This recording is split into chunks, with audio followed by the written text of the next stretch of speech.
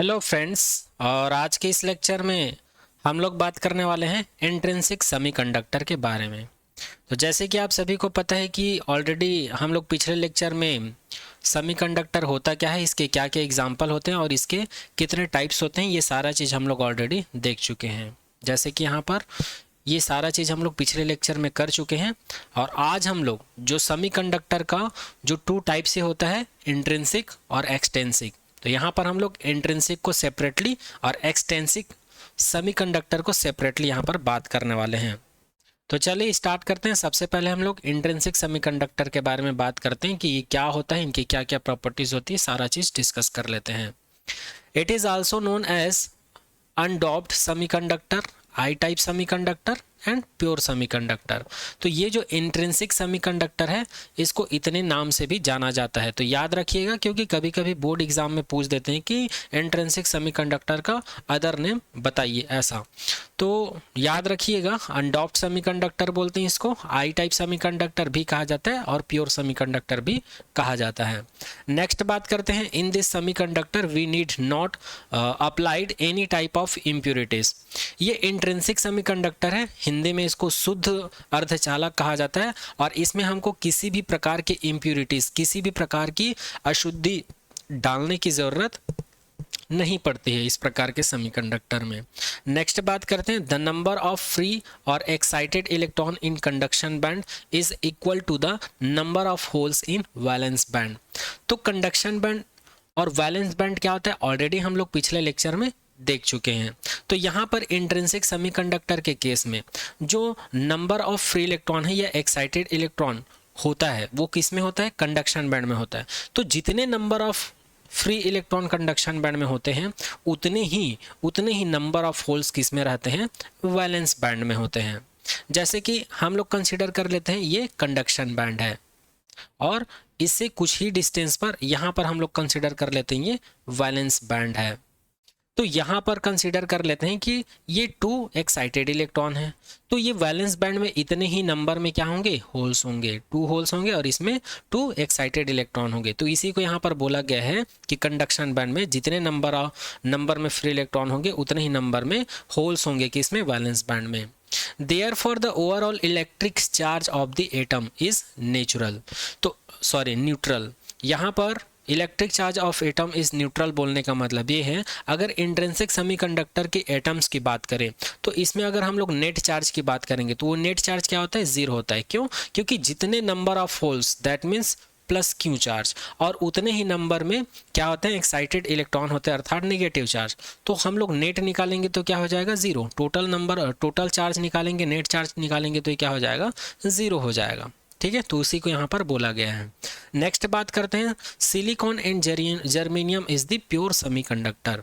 ये जो intrinsic semiconductor है इसका एग्जांपल क्या है, सिलिकॉन और जर्मेनियम, जो कि ऑलरेडी हम लोग डिस्कस कर चुके हैं पिछले लेक्चर में। It is tetravalent semiconductor. Intrinsic semiconductor को टेट्रावैलेंट सेमीकंडक्टर भी कहते हैं।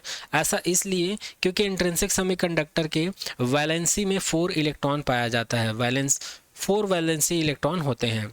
जैसे कि सिलिकॉन का देख सकते हैं, सिलिकॉन का एटॉमिक नंबर कितना होता है, 14। इसको बोर के ही अकॉर्डिंग अगर हम लोग इलेक्ट्रॉनिक कॉन्फ़िगरेशन करेंगे तो 284 आएगा। इसी प्रकार अगर हम लोग जर्मेनियम की बात करें तो जर्मेनियम का होता है एटॉमिक नंबर 32, और अगर इसका इलेक्ट्रॉनिक कॉन्फ़िगरेशन करें तो ये हो जाएगा 2, 8, 18 और 4। ठीक है, तो यहाँ भी 4 है, यहाँ भी 4 है, इसीलिए इसको कहा जाता है इंट्रिंसिक सेमीकंडक्टर को 4 वैलेंसी इलेक्ट्रॉन या फिर टेट्रावैलेंट सेमीकंडक्टर। नेक्स्ट बात करते हैं, conductivity of this semiconductor is poor, that's why it is behave like a insulator. ये जो इंट्रिंसिक सेमीकंडक्टर है कभी कभी ये इंसुलेटर की तरह बिहेव करता है, इंसुलेटर की तरह बिहेव करता है। इसका कारण ये है क्योंकि इसकी कंडक्टिविटी क्या होती है, कम होती है या पुअर होती है। नेक्स्ट बात करते हैं, in intrinsic semiconductor the number of electron Ne, the number of holes NH and the number of intrinsic carrier concentration Ni are equal to each other। इसको याद रखिएगा, इंट्रिंसिक सेमीकंडक्टर में जो नंबर ऑफ इलेक्ट्रॉन्स होते हैं Ne से represent करते हैं नंबर ऑफ इलेक्ट्रॉन को, इसी को density of electron in intrinsic semiconductor भी कहा जाता है। और यहाँ पर NH का मतलब है नंबर ऑफ होल्स, या इसी को Np से भी डिनोट किया जाता है किसी किसी बुक में, नंबर ऑफ होल्स, या इसी को बोला जाता है डेंसिटी ऑफ होल्स बोला जाता है। और यहाँ पर Ni को कहा जाता है चार्ज करियर, या फिर इसको बोला जाता है इंट्रिंसिक करियर कॉन्सेंट्रेशन बोला जाता है। तो ये तीनों ही एक दूसरे के क्या होते हैं, इक्वल होते हैं। किसके लिए, इंट्रिंसिक सेमीकंडक्टर के लिए। आगे बात करते हैं, in this semiconductor the each atoms are the same atom. तो ये इंट्रिंसिक सेमीकंडक्टर है, तो इस सेमीकंडक्टर के हर एक एटम का जो नेचर होगा वो सेम होगा। अर्थात अगर हमारे पास सिलिकॉन सेमीकंडक्टर है तो इसके हर एक एटम जो है वो सिलिकॉन का ही होगा। और जो जर्मेनियम है तो जर्मेनियम का एटम, हर एक एटम जर्मेनियम का ही होगा, क्योंकि इसमें किसी भी प्रकार की इम्प्यूरिटीज नहीं होती है। ठीक है, जैसे कि हमारे पास वाटर है, तो वाटर में अगर वाटर को डालेंगे तो वो वाटर का ही मॉलिक्यूल्स होगा। ठीक है, या वाटर को हम लोग जूम करके देखें तो उसमें हमको वाटर का ही मॉलिक्यूल्स दिखेगा। जब हम लोग उसमें इम्प्यूरिटीज डालेंगे तभी उसका मॉलिक्यूल्स क्या होगा, या एटम जो है चेंज होगा, एटम्स या मॉलिक्यूल्स जो है चेंज होगा। जैसे कि वाटर में अगर हम लोग मिल्क डाल देंगे तो मिल्क का जो मॉलिक्यूल्स या एटम है जो वाटर के एटम्स या मॉलिक्यूल से क्या हो जाएगा, मिल जाएगा। तो वैसे ही यहाँ पर इस चीज़ को बोला गया है। आगे बात करते हैं, in this semiconductor the tetravalent electron of each atom are bonded by covalent bond. आप लोगों ने केमिस्ट्री में पढ़ रखे होंगे कोवेलेंट बॉन्ड क्या होता है, जिसको हिंदी में सहसंयोजी बंध कहा जाता है। कोवेलेंट बॉन्ड एक ऐसा बॉन्ड होता है जिसमें 2 और मोर एटम्स जो है अपना सेम नंबर ऑफ इलेक्ट्रॉन का शेयरिंग करके क्या करते हैं, एक बॉन्ड बनाते हैं, तो उसको हम लोग बोलते हैं कोवेलेंट बॉन्ड। तो इंट्रिंसिक सेमीकंडक्टर जो है इसमें जो टेट्रावैलेंट इलेक्ट्रॉन जो है, तो ये इसमें जो एटम है वो कौन से बॉन्ड से बंधे हुए रहते हैं, कोवेलेंट बॉन्ड से। आगे बात करते हैं covalent bond structure of intrinsic semiconductor. अब चलिए हम लोग इंट्रिंसिक सेमीकंडक्टर के कोवेलेंट बॉन्ड स्ट्रक्चर की बात करते हैं कि इसका स्ट्रक्चर कैसे दिखेगा। चलिए, तो यहाँ पर ये फिगर देख पा रहे हैं, ये डायग्राम जो है आप लोग के एनसीईआरटी में दिया हुआ है। और इस डायग्राम को कैसे ड्रॉ किया जाता है, इसको ऐसे भी ड्रॉ कर सकते हो, है ना। तो चलिए देखते हैं। तो यहाँ पर ये 4 वैलेंसी इलेक्ट्रॉन है। 4 वैलेंसी इलेक्ट्रॉन है मतलब या तो ये सिलिकॉन होगा, ये जर्मेनियम होगा। इसी डायग्राम को यहाँ पर मैं ड्रॉ कर दिया हूँ। ये सिलिकॉन का एटम है और जिसकी वैलेंसी कितनी होती है, 4 होती है। ये भी, ये सभी किसके एटम हैं, सिलिकॉन के ही एटम्स हैं। और यहाँ पर हम लोग देख रहे हैं सिलिकॉन एटम के बीच ये अपना एक इलेक्ट्रॉन और ये अपना एक इलेक्ट्रॉन क्या करते हैं, शेयर करते हैं। तो यहाँ पर एक बॉन्ड बनता है। तो ये जो बॉन्ड है, ये इस बॉन्ड को क्या कहते हैं हम लोग, कोवेलेंट बॉन्ड कहते हैं। ठीक है, ये वाला सिलिकॉन अपना एक इलेक्ट्रॉन और ये वाला सिलिकॉन अपना एक इलेक्ट्रॉन, तो ये सभी अपना सेम नंबर ऑफ इलेक्ट्रॉन को शेयर करके यहाँ पर क्या बनाते हैं, कोवेलेंट बॉन्ड बनाते हैं। तो इसी चीज़ को यहाँ पर दिखाया गया है। इसको कहा जाता है, इन सभी फिगर्स के अलावा आप लोग एग्ज़ाम में केवल इसको और केवल इसको भी बना सकते हो, तब भी सही होगा। ये एनसीईआरटी में दिया हुआ है और इसी को आप लोग ऐसे भी बना सकते हो, है ना। तो ये है सिलिकॉन के लिए कोवेलेंट बॉन्ड स्ट्रक्चर, और इसको कहा जाता है जर्मेनियम के लिए कोवेलेंट बॉन्ड स्ट्रक्चर। ठीक है, इसी डायग्राम को ऐसे भी समझा जा सकता है। यहाँ पर 4 है मतलब ये सिलिकॉन या जर्मेनियम दोनों हो सकता है। और यहाँ पर ये जो डॉटेड लाइन देख रहे हैं इसको ये कोवेलेंट बॉन्ड है, और यहाँ पर ये जो डॉटेड देख पा रहे हैं ये बॉन्डिंग इलेक्ट्रॉन है। ठीक है, अब यहाँ पर ये जो स्ट्रक्चर है ये 0 केल्विन टेम्परेचर पर है। जब इसके टेम्परेचर को हम लोग इंक्रीज़ कर देते हैं, ठीक है, टेम्परेचर को हम लोग क्या कर देते हैं, 0 से बढ़ा देते हैं, इंक्रीज़ कर देते हैं, तब यहाँ पर क्या होता है, यहाँ पर जो बॉन्डेड इलेक्ट्रॉन है वो फ्री हो जाता है। ठीक है, यहाँ पर जो बॉन्डेड इलेक्ट्रॉन है ये क्या हो जाता है, फ्री हो जाता है। जैसे कि आप लोग देख सकते हैं थर्मली जनरेटेड फ्री इलेक्ट्रॉन्स। तो यहाँ पर क्या आ जाता है, होल आ जाता है।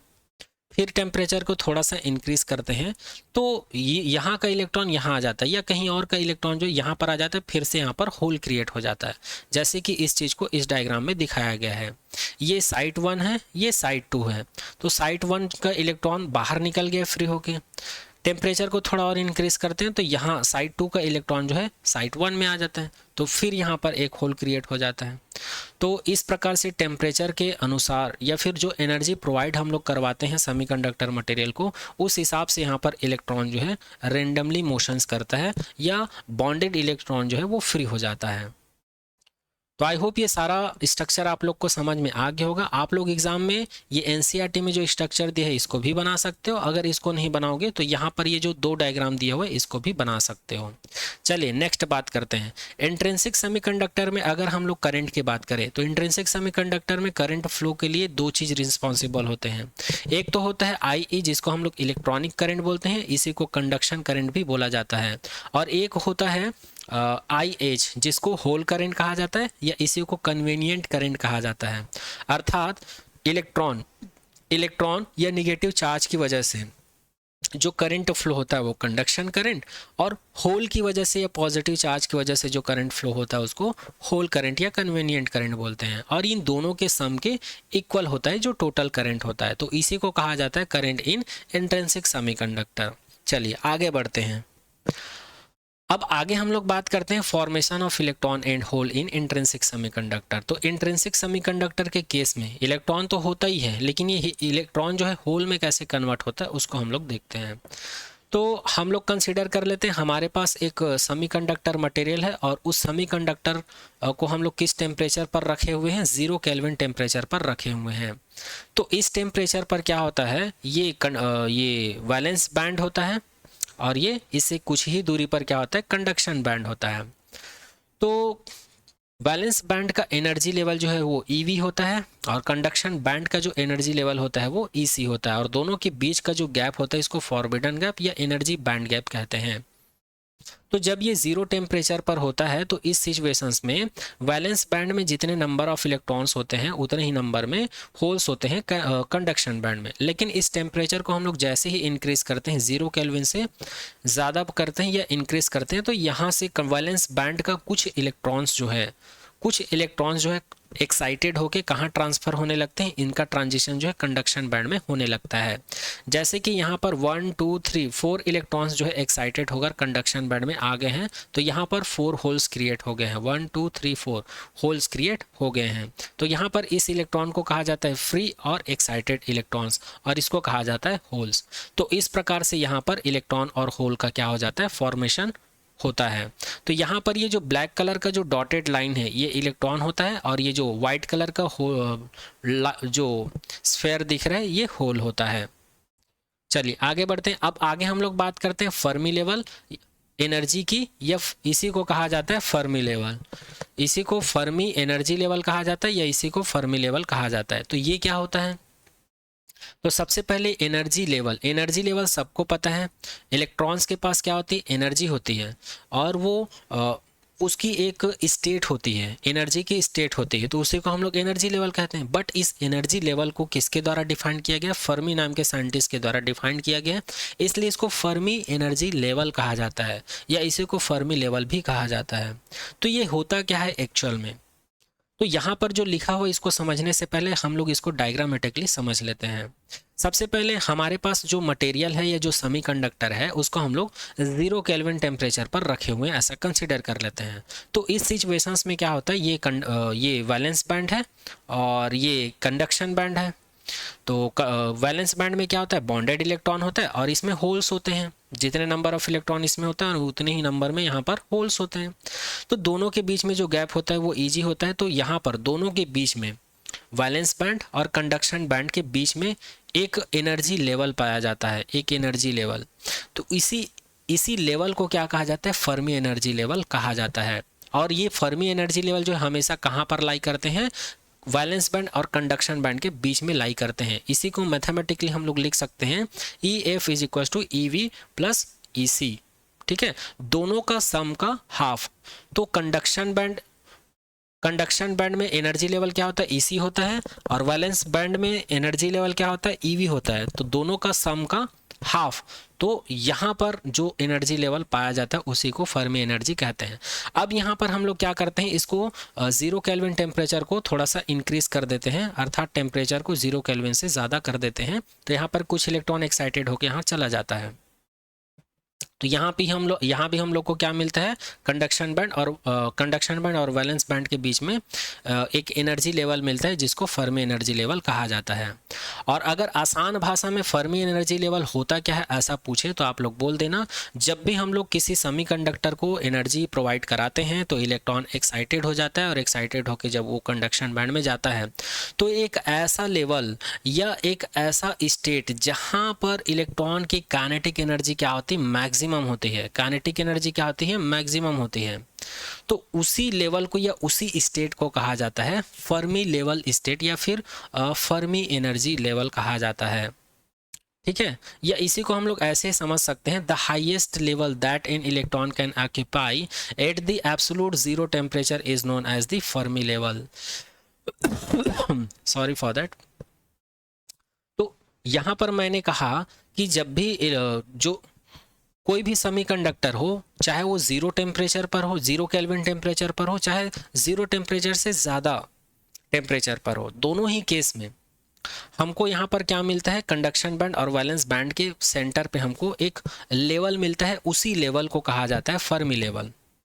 ऐसा भी लिख सकते हैं, या फिर आप लोग लिख सकते हैं एक ऐसा स्टेट जहाँ पर इलेक्ट्रॉन की काइनेटिक एनर्जी मैक्सिमम होती है, उसी स्टेट या उसी लेवल को भी हम लोग क्या कहते हैं, फर्मी लेवल कहते हैं। ऐसा भी बोल सकते हो, या यहाँ पर ये डेफिनेशन लिखा हुआ है ऐसा भी बोल सकते हो। आगे बढ़ते हैं। It is lie between the valence band and conduction band because it absolute temperature, zero temperature, the electron are all in the lowest energy state. और ये जो है कंडक्शन बैंड वैलेंस बैंड के सेंटर पे पाया जाता है, जो कि ऑलरेडी मैं बता चुका हूँ। चलिए आगे बढ़ते हैं, और आगे हम लोग बात करते हैं mobility of charge carrier in intrinsic semiconductor. Intrinsic semiconductor के लिए हम लोग मोबिलिटी के बारे में बात करने वाले हैं। और मोबिलिटी क्या होता है, ऑलरेडी हम लोग इलेक्ट्रिसिटी वाले चैप्टर में पढ़ चुके हैं। ऑलरेडी हम लोग जानते हैं कि जो ड्रिफ्ट वेलोसिटी होती है वो अप्लाइड इलेक्ट्रिक फील्ड के प्रोपोर्शनल होती है, और यहाँ पर प्रोपोर्शनलिटी को हटाते हैं तो एक प्रोपोर्शनल कांस्टेंट मिलता है, और इसी प्रोपोर्शनलिटी कांस्टेंट को कहा जाता है मोबिलिटी ऑफ चार्ज कैरियर। ठीक है, तो यहाँ पर म्यू को यहीं रखते हैं, ई को इधर ट्रांसफर करते हैं, तो इस वाले फॉर्मूले को हम लोग लिख सकते हैं mu is equals to V D upon V E. यहाँ पर वी को रिप्लेस कर दी है वी डी से, वी डी से रिप्लेस कर देते हैं, क्योंकि यहाँ पर जिस वेलोसिटी की बात हो रही है ये कौन सी वेलोसिटी है, ड्रिफ्ट वेलोसिटी है। ठीक है, इस वजह से। चलिए आगे बात करते हैं। तो यहाँ पर म्यू को क्या कहा जाता है, mobility of charge carrier, V D को कहा जाता है ड्रिफ्ट वेलोसिटी। अब हम लोग इसको इक्वेशन नंबर 1 कंसीडर कर लेते हैं। ठीक है, अगर हम लोग इसके यूनिट की बात करें, ये जो मोबिलिटी है अगर हम लोग इसकी यूनिट की बात करें तो वेलोसिटी का यूनिट क्या होता है, मीटर पर सेकेंड।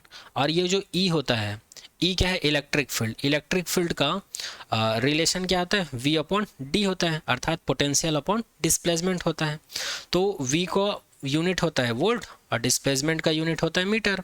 तो यहाँ पर इसका यूनिट क्या हो जाएगा, वोल्ट पर मीटर हो जाएगा। और जब हम लोग इसको सॉल्व करेंगे तो मीटर ऊपर चला जाएगा तो मीटर स्क्वायर हो जाएगा, और ये वोल्ट जो है नीचे ही रहेगा और ये सेकंड जो है नीचे आ जाएगा। तो अर्थात जो मोबिलिटी ऑफ चार्ज कैरियर है इसका यूनिट क्या हो जाएगा, मीटर स्क्वायर पर वोल्ट सेकेंड हो जाएगा। ठीक है, ये इसका एसआई यूनिट है। अब आगे बात करते हैं इंट्रिंसिक सेमीकंडक्टर में जो इलेक्ट्रॉन होते हैं, एक्साइटेड इलेक्ट्रॉन किस में होते हैं, कंडक्शन बैंड में। अगर इसकी मोबिलिटी की बात करें तो इसको हम लोग कंसीडर कर लेते हैं म्यू एन। इसी प्रकार अगर वैलेंस बैंड में जो होल होता है उसकी मोबिलिटी की बात करें तो इसको हम लोग म्यू एच भी लिख सकते हैं और इसको म्यू पी भी लिख सकते हैं। ठीक है, तो इस प्रकार हम लोग नंबर ऑफ इलेक्ट्रॉन या एक्साइटेड इलेक्ट्रॉन के लिए मोबिलिटी क्या लिख लेते हैं, mu N is equal to V N upon E. और होल के लिए क्या लिख लेते हैं, म्यू पी या फिर mu h is equal to v h upon e लिख सकते हैं। अच्छा, एक चीज़ यहाँ पर याद रखिएगा, mobility of charge carrier is depend on their temperature and purity and nature of the particle like electron and hole. यहाँ पर मोबिलिटी ऑफ चार्ज कैरियर अर्थात म्यू का जो वैल्यू है ये किस किस चीज़ के ऊपर डिपेंड करता है, मटेरियल के टेम्परेचर के ऊपर डिपेंड करता है। और उसकी प्यूरिटी के ऊपर डिपेंड करता है कि उसमें हम लोग इम्प्यूरिटी ऐड किए हैं या नहीं, उसके ऊपर भी डिपेंड करता है। और पार्टिकल्स के नेचर के ऊपर भी डिपेंड करता है कि उसमें नंबर ऑफ इलेक्ट्रॉन ज़्यादा है कि नंबर ऑफ होल्स ज़्यादा हैं, इसकी मेजॉरिटी के ऊपर भी डिपेंड करता है। ठीक है, चलिए आगे बात करते हैं। आगे बात करते हैं कंडक्टिविटी ऑफ इंट्रिंसिक सेमीकंडक्टर की। तो ऑलरेडी हम लोग को पता है, क्या पता है, जो करंट होता है और जो ड्रिफ्ट वेलोसिटी होता है इनके बीच का रिलेशन हम लोग को पता है। I = NE A VD होता है, जहाँ पर N का मतलब होता है इंटीजर नंबर, या इसी को हम लोग नंबर ऑफ पार्टिकल्स भी बोल सकते हैं।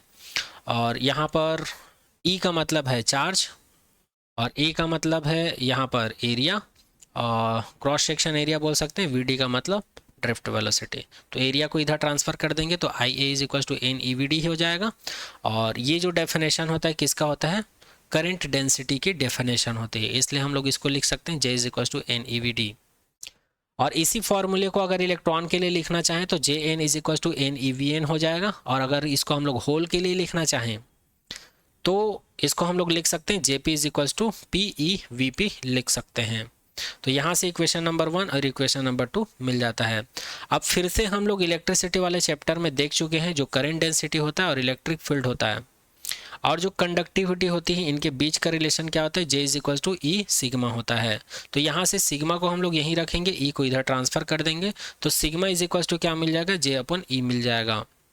और इसी फॉर्मूले को अगर इलेक्ट्रॉन्स के लिए लिखें, नंबर ऑफ इलेक्ट्रॉन्स के लिए लिखें, तो सिग्मा N = क्या मिल जाएगा, JN/E मिल जाएगा। और इसी फॉर्मूले को अगर हम लोग होल्स के लिए लिखें तो या पॉजिटिव चार्ज के लिए लिखें तो हमको मिल जाएगा सिग्मा P = JP/E मिल जाएगा। अब इस वैल्यू को यहाँ पर जो JN और JP का वैल्यू है इक्वेशन नंबर 1 और 2 का यूज़ करके यहाँ सब्स्टिट्यूट करेंगे तो हम लोग को मिल जाएगा सिग्मा N = NEVN/E, और यहाँ पर मिल जाएगा सिग्मा P = PeVP/E। अब हम लोग क्या करते हैं, जो इंट्रिंसिक सेमीकंडक्टर है इसकी टोटल कंडक्टिविटी फाइंड आउट करते हैं। तो टोटल कंडक्टिविटी क्या होगा, sigma = sigma P + sigma N हो जाएगा। और यहाँ पर सिग्मा P का वैल्यू यहाँ से और यहाँ पर सिग्मा N का वैल्यू यहाँ से, इक्वेशन नंबर 20 से। जब यहाँ पर हम लोग पुट कर देंगे तो हम लोग को मिल जाएगा सिग्मा = PeVP/E + NEVN/E मिल जाएगा। ठीक है, अब हम लोग क्या करेंगे, हम लोग को ऑलरेडी पता है म्यू = V/E होता है, म्यू P = VP/E होता है, और म्यू N = VN/E होता है। ठीक है, तो यहाँ से VP/E है, इसको हम लोग रिप्लेस कर देते हैं म्यू P से। यहाँ पर VN/E है, इसको हम लोग रिप्लेस कर देते हैं म्यू N से। तो इसी फॉर्मूले को हम लोग लिख सकते हैं सिग्मा = PeμP + NeμN। ठीक है, या इसी को रीअरेंज करके इसको पहले लिख लेते हैं, इसको बाद में, तब इसको ऐसे लिख सकते हैं। और हम लोगों को पता है इंट्रिंसिक सेमीकंडक्टर के लिए जो density of electron, density of hole जो है ये कितने के इक्वल होता है, कैरियर कॉन्सेंट्रेशन Ni के इक्वल होता है, चार्ज कैरियर कॉन्सेंट्रेशन बोलते हैं जिसको, इसके इक्वल होता है। ठीक है, तो यहाँ पर मैं क्या करता हूँ, ये N है और ये P है, इसको मैं Ni से रिप्लेस कर देता हूँ। तो यहाँ से Ni क्या हो जाएगा, कॉमन हो जाएगा, और यहाँ पर E है, यहाँ पर भी E है, तो ये E और Ni ये कॉमन हो जाएगा। अंदर में क्या बचेगा, म्यू N + म्यू P। तो इस फॉर्मूले को हम लोग इस टर्म्स में भी लिख सकते हैं, इसको याद रखिएगा। ठीक है, और यहाँ पर म्यू P को म्यू H भी लिखा जाता है, म्यू P को क्या लिखा जाता है, म्यू H भी लिखा जाता है किसी किसी बुक में, इसलिए म्यू P को मैं यहाँ पर म्यू H लिखा हूँ। तो यहाँ पर ये फॉर्मूला याद रखिएगा और ये फॉर्मूला याद रखिएगा, यहाँ से न्यूमेरिकल क्वेश्चन बनने के चांसेस रहते हैं। बाकी ये डेरिवेशन बोर्ड एग्जाम के पॉइंट ऑफ व्यू से उतना इंपॉर्टेंट नहीं है, बस ये फॉर्मूला वगैरह बस याद रख लीजिएगा। चलिए अब इस फॉर्मूले से रिलेटेड एक न्यूमेरिकल क्वेश्चन करते हैं ताकि आप लोग को समझ में आ जाए कि ये फॉर्मूला यूज़ कैसे करना है। तो यहाँ पर एक क्वेश्चन है, mobility of electrons. Mobility of electrons मतलब म्यू N की बात चल रही है। And holes in sample in intrinsic germanium, यहाँ पर जो सेमीकंडक्टर दिया हुआ उसका नाम क्या है, जर्मेनियम है, जिसमें मोबिलिटी ऑफ इलेक्ट्रॉन कितना है, म्यू N है, और मोबिलिटी ऑफ इलेक्ट्रॉन और मोबिलिटी ऑफ होल्स की अगर हम लोग बात करें तो ये कितना म्यू H है, जो कि हमको दिया हुआ है रूम टेम्परेचर पर। रूम टेम्परेचर को वैसे 27 डिग्री सेल्सियस कंसीडर किया जाता है। तो यहाँ पर मोबिलिटी ऑफ इलेक्ट्रॉन कितना है, 0.5 metre square volt inverse second inverse है। और अगर होल्स की मोबिलिटी की बात करें तो ये 0.18 metre square volt inverse second inverse है रिस्पेक्टिवली। अर्थात हमको म्यू ई का वैल्यू हम लोग को दिया है 0.54 और म्यू एच का वैल्यू दे रखा है 0.18 metre square upon volt second. आगे बात करते हैं, if the electron and hole density are equal to this, अर्थात यहाँ पर n e n h is equals to n i, इसका वैल्यू हम लोग को दे रखा है 3.6 क्रॉस 10 के पावर 19 मीटर क्यूब, ये दे रखा है जो कि मैं यहाँ पर लिख दिया हूँ। तब हमको क्या बताना है, कैलकुलेट द जर्मेनियम कंडक्टिविटी। तब ये जो हमको सेमीकंडक्टर दिया हुआ है जर्मेनियम, तो जर्मेनियम की हमको क्या बतानी है, कंडक्टिविटी बतानी है। तो कंडक्टिविटी निकालने के लिए फॉर्मूला ऑलरेडी हम लोग को पता है, sigma is equal to n e mu n plus p e mu h, और इसी फॉर्मूले को हम लोग इस टर्म्स में भी लिख सकते हैं। अब भी कुछ देर पहले देखे हैं, sigma is equal to e n i mu n plus mu p. तो यहाँ पर ई का वैल्यू हम लोग को ऑलरेडी पता है 1.6 क्रॉस 10 के पावर -19 होता है, और एन आई का वैल्यू हम लोग को क्वेश्चन में दे रखा है 3.6 क्रॉस 10 के पावर 19 मीटर माइनस क्यूब, और म्यू एन और म्यू पी का भी वैल्यू, म्यू पी या म्यू एच बोल सकते हो इसको, इसका भी वैल्यू हम लोग को क्वेश्चन में दे रखा है। सभी वैल्यू को पुट करेंगे तो हम लोग को मिल जाएगा इतना, और ये 3.6 क्रॉस 10 के पावर 19 ब्रैकेट में 0.54 प्लस 0.18 मिल जाएगा, इतना मिल जाएगा। और जब हम लोग इसको सॉल्व करेंगे तो मिल जाएगा 16 क्रॉस 36 क्रॉस 10 के पावर 0 अपॉन 100, और 0 ये हो जाएगा आपका 54 है, ये पॉइंट नहीं है ना, 54 प्लस 18 अपॉन 100, और जब हम लोग इसको सॉल्व करेंगे तो 76 अपॉन 100 और 72 अपॉन 100 इतना हो जाएगा। और इसको सॉल्व करेंगे तो ये हो जाएगा 10 के पावर में 4, 10 के पावर 2, 10 के पावर 2, 10 के पावर 4 हो जाएगा, और इन दोनों का मल्टीप्लाई करेंगे तो यहाँ से ये मल्टीप्लाई होगा तो ये हो जाएगा 41,472 मिल जाएगा। तो इस प्रकार से हम लोग इसको सॉल्व करने के बाद लिख सकते हैं 41,472 अपॉन में ये लिख सकते हैं 10,000, और जब हम लोग इसको सॉल्व करेंगे तो क्या आएगा 1 2 3 4 1 2 3 4, ये 1 2 3 4, ये 4.1472 आएगा जो कि यहाँ पर है।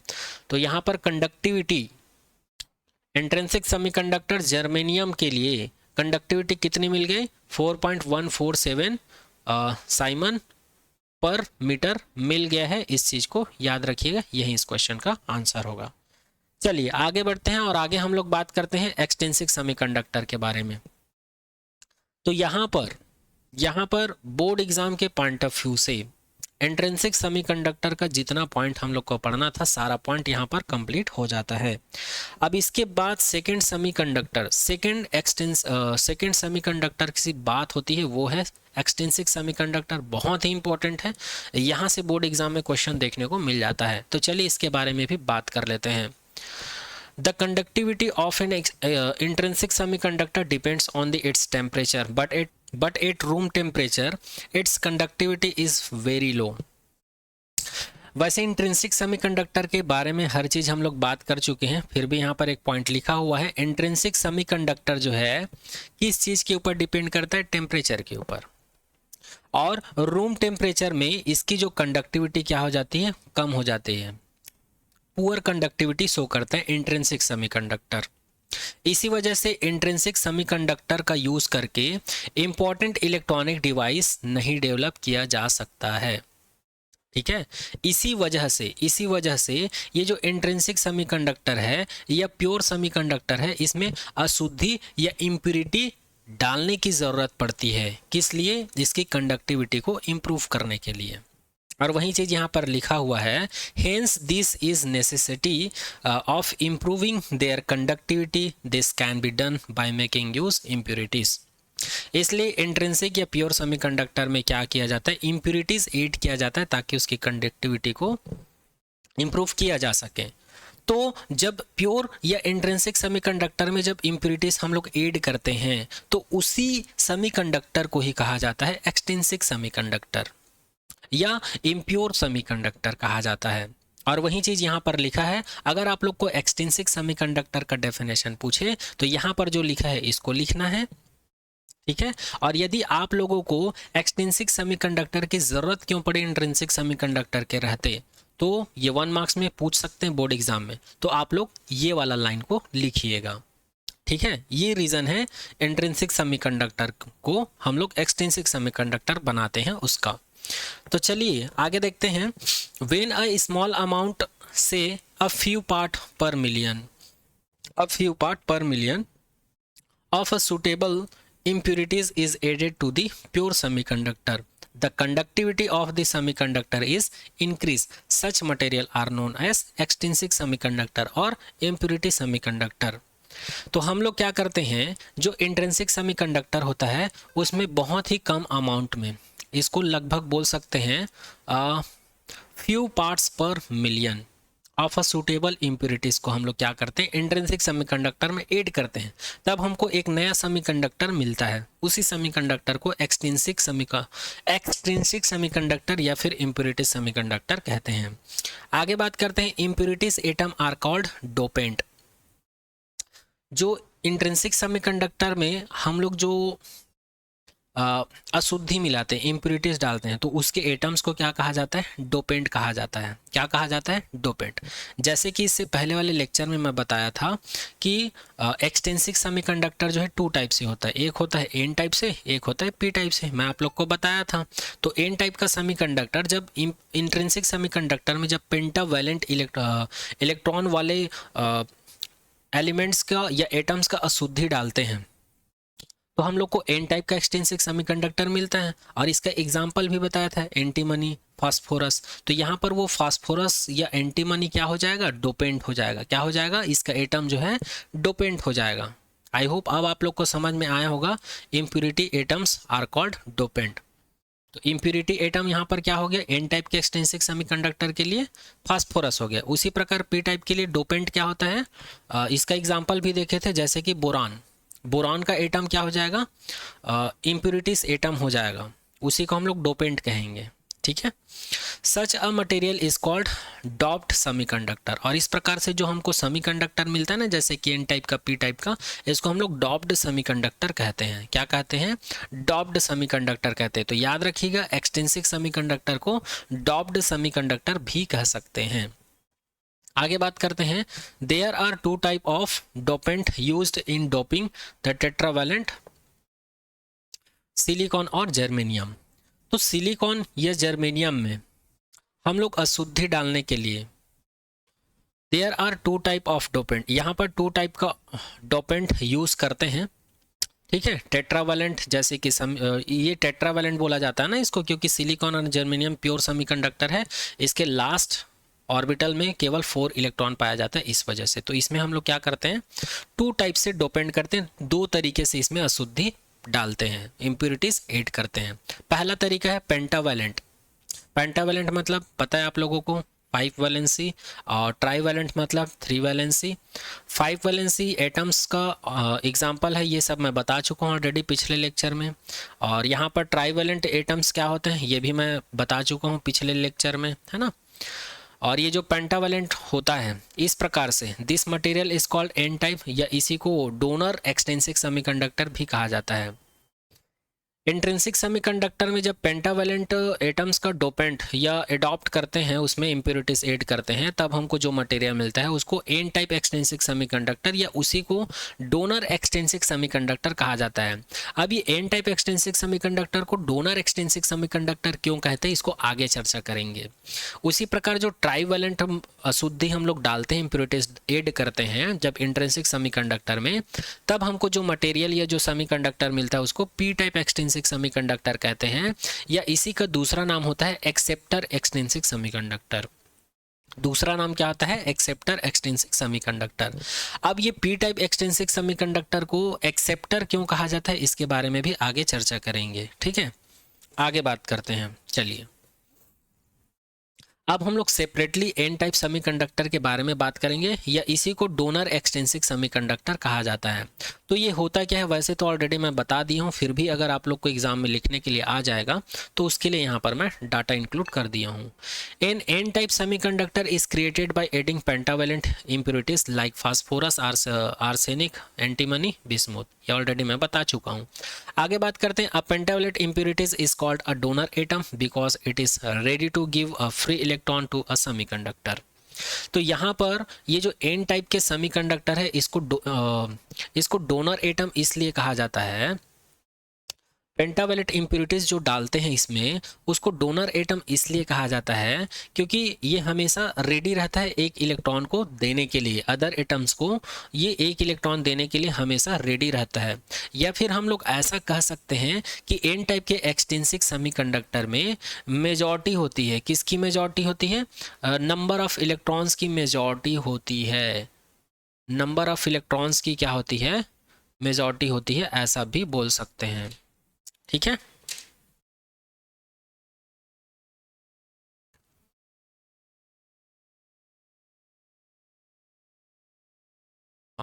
तो यहाँ पर एन टाइप एक्सट्रिंसिक सेमीकंडक्टर में मेजॉरिटी किसकी होती है? इलेक्ट्रॉन की होती है। इस वजह से ये एक इलेक्ट्रॉन दे सकता है और देने के लिए रेडी रहता है, इसलिए इसको डोनर एक्सट्रिंसिक सेमीकंडक्टर कहा जाता है।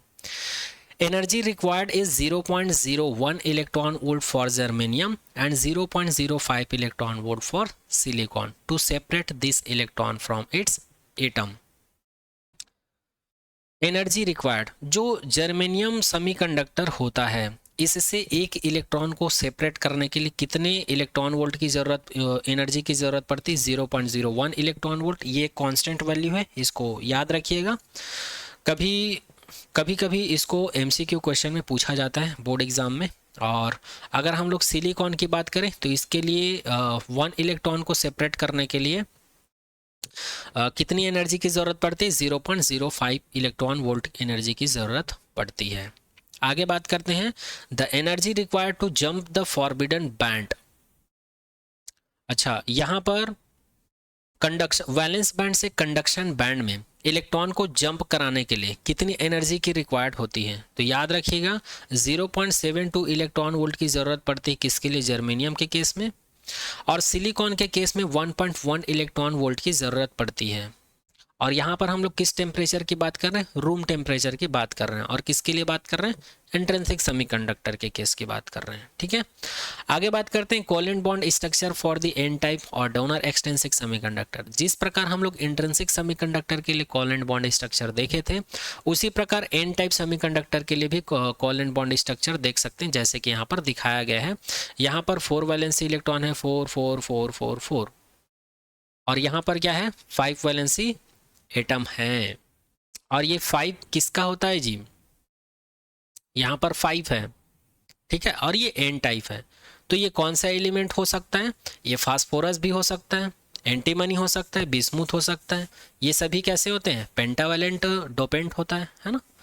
तो उसी की अशुद्धि डाले हैं हम लोग, इम्प्योरिटीज ऐड किए हैं, इसलिए यहाँ पर ऐसा है और यहाँ पर 4 है। इसी डायग्राम को आप लोग ऐसे भी समझ सकते हो। ये सभी सिलिकॉन के एटम्स हैं और सिलिकॉन एटम के बीच में ही हम लोग क्या ऐड कर दिए? इम्प्योरिटीज ऐड किए हैं। किसका? फास्फोरस का। ठीक है। तो फास्फोरस के पास कितने इलेक्ट्रॉन्स होते हैं? 5 इलेक्ट्रॉन्स होते हैं, जिसमें से 4 इलेक्ट्रॉन जो है कोवेलेंट बॉन्ड बनाने में क्या कर लेते हैं? पार्टिसिपेट करते हैं। ठीक है। तो यहाँ पर एक इलेक्ट्रॉन जो है इससे कोवेलेंट बॉन्ड बनाने में पार्टिसिपेट हो जाता है। और इसका जो 4 इलेक्ट्रॉन है, 4 इलेक्ट्रॉन में से एक इलेक्ट्रॉन, और इसमें 5 इलेक्ट्रॉन जो है, 4 इलेक्ट्रॉन तो पार्टिसिपेट होते हैं कोवेलेंट बॉन्ड बनाने में, लेकिन एक एक्स्ट्रा इलेक्ट्रॉन बच जाता है जो इधर उधर फ्रीली मूव करते रहता है। तो इसको हम लोग क्या बोलते हैं? अनबॉन्डेड फ्री इलेक्ट्रॉन बोलते हैं। और यही एक्स्ट्रा इलेक्ट्रॉन बच जाता है इसमें, इसीलिए ये अपना एक इलेक्ट्रॉन अदर एटम्स को दे सकता है। और यही कारण है कि एन टाइप के एक्सट्रिंसिक सेमीकंडक्टर को क्या कहा जाता है? डोनर सेमीकंडक्टर कहा जाता है। ठीक है। तो यहाँ पर यहाँ पर एक पॉइंट बताया था कि एन टाइप सेमीकंडक्टर, ये डोनर एक्सटेंसिव सेमीकंडक्टर में मेजॉरिटी किसकी रहती है? इलेक्ट्रॉन की। इस पॉइंट को मैं यहाँ पर एक बार और राइट डाउन कर दिया हूँ, इस पॉइंट को याद रखिएगा। एन टाइप एक्सटेंसिव सेमीकंडक्टर में number of electrons greater than होता है नंबर ऑफ होल से, या इसी को हम लोग ऐसे भी लिख सकते हैं एन एच के जगह पर एन पी, लेकिन ये टर्म वही है, तो इस चीज़ को याद रखिएगा। इसी को दूसरे लैंग्वेज में कहा जाता है नंबर ऑफ इलेक्ट्रॉन की मेजॉरिटी ज़्यादा होती है एन टाइप के एक्सटेंसिव सेमीकंडक्टर में। तो इस चीज़ को याद रखिएगा, इंपॉर्टेंट है, कभी कभार इसको 1 मार्क्स में पूछ देते हैं बोर्ड एग्जाम में। चलिए आगे बात करते हैं। इसको एक बार और रिपीट कर देता हूँ, यहाँ पर कुछ लोगों को नहीं समझ में आया होगा तो एक बार और देख लीजिए। यहाँ पर सिलिकॉन के पास 4 इलेक्ट्रॉन्स हैं, और यहाँ पर जो इम्प्यूरिटीज ऐड किए हैं फास्फोरस, इसके पास 5 इलेक्ट्रॉन्स हैं। तो ये जो सिलिकॉन के पास जो 4 इलेक्ट्रॉन है, उनमें से एक एक इलेक्ट्रॉन जो है पेंटा फास्फोरस के साथ कोवेलेंट बॉन्ड बनाने में पार्टिसिपेट लेते हैं। लेकिन फास्फोरस के पास 5 इलेक्ट्रॉन है, जिसमें से 4 इलेक्ट्रॉन पार्टिसिपेट लेते हैं कोवेलेंट बॉन्ड बनाने में सिलिकॉन के साथ, बट एक इलेक्ट्रॉन एक्स्ट्रा बच जाता है, उसी को अनबॉन्डेड इलेक्ट्रॉन कहते हैं। चलिए आगे बढ़ते हैं। अब आगे हम लोग बात करते हैं इम्प्यूरिटी स्टेट, या इसी को कहा जाता है donor level in an type semiconductor. अब हम लोग किसकी बात करेंगे? डोनर लेवल की बात करेंगे। तो इसके लिए फिर से हम लोग कंसिडर कर लेते हैं, ये हमारे पास एक सेमीकंडक्टर मटेरियल का एनर्जी बैंड डायग्राम है, और यहाँ पर मटेरियल का टेम्परेचर जो है 0 केल्विन से ज़्यादा है, और यहाँ पर हमारे पास कंडक्शन वैलेंस बैंड है, और ये कंडक्शन बैंड है। और कंडक्शन बैंड में हम लोग को पता है ये सभी एक्साइटेड इलेक्ट्रॉन हैं, और इसमें बॉन्डेड इलेक्ट्रॉन है, और इसमें एक होल है, और ये होल इस वजह से है क्योंकि एक इलेक्ट्रॉन इधर ट्रांसफ़र हो चुका है, इसलिए। ठीक है, आगे बात करते हैं। तो यहाँ पर ये होल इस चीज को बता रहा है कि जो एन टाइप एक्सटेंसिव सेमीकंडक्टर है, इसमें मेजॉरिटी किसकी होती? इलेक्ट्रॉन की, और माइनॉरिटी किसकी होती? होल की। इस चीज को इंडिकेट करने के लिए हम लोग ऐसा डायग्राम इंडिकेट किए हैं। आप लोग ये कंफ्यूजन मत लाना दिमाग में, अगर यहाँ पर इतने नंबर में एक्साइटेड इलेक्ट्रॉन है तो यहाँ पर इतने ही नंबर में यहाँ पर क्या होना चाहिए था? होल। ऐसा आप लोग दिमाग में मत लाना। यहाँ पर हम लोग इस डायग्राम को माइनॉरिटी ऑफ होल और मेजॉरिटी ऑफ इलेक्ट्रॉन को इंडिकेट करने के लिए हम लोग इस डायग्राम को क्रिएट किए हैं। इसीलिए यहाँ पर मैं लिख दिया हूँ साफ साफ, ये होल हमें ये बताता है कि एन टाइप के एक्सटेंसिव सेमीकंडक्टर में होल की संख्या कम होती है, माइनॉरिटी ऑफ होल बोलते हैं जिसको, और इलेक्ट्रॉन की संख्या ज़्यादा होती है, जिसको हम लोग मेजॉरिटी ऑफ इलेक्ट्रॉन बोलते हैं। जैसे यहाँ पर टेम्परेचर को बढ़ाते हैं तो इलेक्ट्रॉन एक्साइटेड होकर यहाँ जाता है, बट हम लोग को क्या देखना है? डोनर लेवल देखना है। तो डोनर लेवल एक ऐसा लेवल होता है जहाँ पर इलेक्ट्रॉन जो है हमेशा एक्साइटेड स्टेट में होते हैं, क्या करने के लिए? मूव करने के लिए, या फ्री होते हैं। तो ऐसे इलेक्ट्रॉन की वजह से एक लेवल बन जाता है, एक स्टेट बन जाता है, उसी को डोनर लेवल कहते हैं। और याद रखिएगा डोनर लेवल कहाँ पर पाया जाता है? Near the conduction band, conduction band के पास पाया जाता है। अब ऐसा क्यों पाया जाता है? क्योंकि हम लोग को पता है एन टाइप सेमीकंडक्टर में एक एक्स्ट्रा इलेक्ट्रॉन होता है, और ये हमेशा ही बिना एनर्जी दिए ही ये कंडक्शन बैंड में जाने के लिए हमेशा रेडी होता है। ठीक है, इसके लिए एनर्जी की ज़रूरत नहीं पड़ती। तो यही एक्स्ट्रा इलेक्ट्रॉन ही यहाँ पर एक स्टेट बनाता है, यही इलेक्ट्रॉन जो है यहाँ पर एक लेवल बनाता है, उसी लेवल को कहा जाता है डोनर लेवल। ठीक है, क्योंकि ऑलरेडी एक्साइटेड होता है, इसको ज़्यादा एनर्जी की ज़रूरत नहीं पड़ती है, बहुत कम एनर्जी की ज़रूरत पड़ती है। इसको लगभग कितनी एनर्जी की ज़रूरत पड़ती है? 0.01 इलेक्ट्रॉन वोल्ट की ज़रूरत पड़ती है, फिर ये तुरंत कंडक्शन बैंड में चला जाता है। तो यहाँ पर याद रखिएगा, ये 1 मार्क्स में बोर्ड एग्जाम में पूछा जाता है कि डोनर लेवल कहाँ पे लाई करता है, तो बताइएगा। ये जो लेवल है कंडक्शन बैंड के नियर लाई करता है। ठीक है, आई होप ये सारा चीज़ आप लोग को समझ में आ रहा होगा। चलिए अब आगे बात करते हैं। यहाँ पर एक चीज़ लिखा, आगे बात करते हैं पी टाइप एक्सटेंसिव सेमीकंडक्टर की बात करते हैं। तो ये second type of extensive semiconductor है, और ये सेमीकंडक्टर हमको कब मिलती है? जब हम लोग इंट्रिंसिक सेमीकंडक्टर में ट्राईवैलेंट इम्प्यूरिटीज ऐड करते हैं, जैसे कि एल्यूमिनियम, बोरान, इंडियम, और इसमें भी कोवेलेंट बॉन्ड स्ट्रक्चर पाया जाता है, जो कि इस प्रकार होता है। और जब हम लोग इसकी कोवेलेंट बॉन्ड स्ट्रक्चर की बात करते हैं तो इसमें सिलिकॉन या जर्मेनियम एटम के साथ एक इम्प्यूरिटीज डालते हैं ट्राईवैलेंट, जैसे कि बोरॉन। बोरॉन का वैलेंसी कितना होता है? 3 होता है। तो जैसे कि यहाँ पर हम लोग कंसिडर करते हैं बोरॉन का यहाँ पर इम्प्यूरिटीज ऐड कर दिए हैं। तो सिलिकॉन या जर्मेनियम के पास क्या होता है? 4 इलेक्ट्रॉन्स होते हैं। तो इस सिलिकॉन का एक इलेक्ट्रॉन, इस सिलिकॉन का एक इलेक्ट्रॉन और इसका सभी का एक एक इलेक्ट्रॉन जो है कोवेलेंट बॉन्ड बनाने में यहाँ पर अपना इलेक्ट्रॉन शेयर करते हैं। बट इसके पास केवल 3 ही इलेक्ट्रॉन्स हैं। इसके पास केवल 3 इलेक्ट्रॉन है। ये अपना एक इलेक्ट्रॉन इनके साथ शेयर करता है, एक इलेक्ट्रॉन इनके साथ और एक इलेक्ट्रॉन इनके साथ, सॉरी एक इलेक्ट्रॉन इनके साथ और इनके साथ इलेक्ट्रॉन शेयर करने के लिए इसके पास इलेक्ट्रॉन होता ही नहीं है। इसलिए यहाँ पर एक वैकेंट या फिर एक होल क्रिएट हो जाता है। इसलिए ये हमेशा रेडी रहता है इलेक्ट्रॉन को एक्सेप्ट करने के लिए। किसी एटम्स के द्वारा जो इलेक्ट्रॉन्स इनको दिया जाता है उसको ये एक्सेप्ट करने के लिए हमेशा रेडी रहते हैं। इस वजह से पी टाइप के एक्सटेंसिक सेमीकंडक्टर को एक्सेप्टर एक्सटेंसिक सेमीकंडक्टर भी कहा जाता है। क्या कहते हैं? एक्सटेंसिक सेमीकंडक्टर भी कहा जाता है।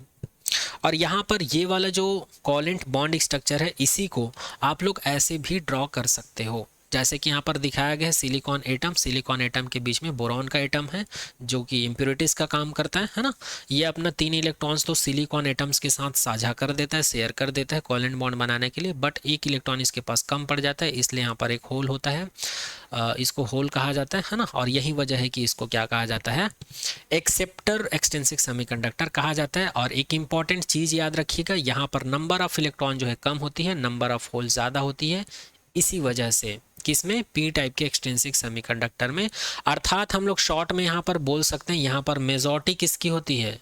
यहाँ पर मेजॉरिटी होती है होल्स की। किसकी होती है? होल्स की। और माइनॉरिटी किसकी होती है? माइनॉरिटी होती है इलेक्ट्रॉन्स की। ठीक है, that's why it is called acceptor semiconductor, जो कि ऑलरेडी मैं बता चुका हूँ। अब चलिए हम लोग इम्प्योरिटी स्टेट या फिर एक्सेप्टर लेवल की बात करते हैं पी टाइप के सेमीकंडक्टर में। जैसे कि एन टाइप के सेमीकंडक्टर में हम लोग ने देखा था डोनर लेवल, उसी प्रकार एक्सेप्टर लेवल की बात करेंगे। तो हम लोग कंसिडर कर लेते हैं ये वैलेंस बैंड है और ये कंडक्शन बैंड है, दोनों के बीच में जो गैप है इसको फॉरबिडन गैप बोलते हैं।